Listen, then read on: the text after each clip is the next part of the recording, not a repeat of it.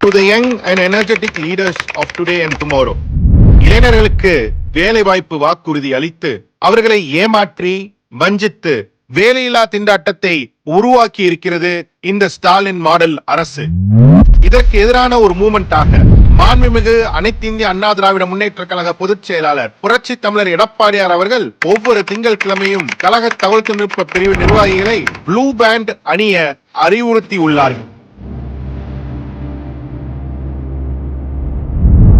2026 அமைய உள்ள புரட்சி தமிழர் தலைமையிலான அனைத்து இந்திய அண்ணா திராவிட முன்னேற்ற கழக ஆட்சி இளைஞர்களுடன் துணை நிற்கும் என்பதை குறிக்கும் இந்த ப்ளூ பேண்டை கழக தகவல் தொழில்நுட்ப பிரிவு அணியின் நண்பர்கள் அனைவரும் திங்கள் கிழமையான இன்று அணிந்து நம் சோசியல் மீடியா ஹேண்டில்களில் அனைத்திலும் பதிவு செய்வோம். நம்முடன் சேர்ந்து கழக மற்றும் பிற அணி நிர்வாகிகளும் இவ்வாறு பேண்ட் அணிந்து இளைஞர்களுடனான தங்கள் சாலிடாரிட்டியை வெளிக்காட்ட ஊக்குவிப்போம். Let's join the team Blue Band that says EPS is for youth development. ஆச்சி கொழுக்கட்டை மாவு வந்தாச்சு. ஆச்சி கொழுக்கட்டை மாவிற்கு கொழுக்கட்டை அச்சை கேட்டு வாங்குங்கள்.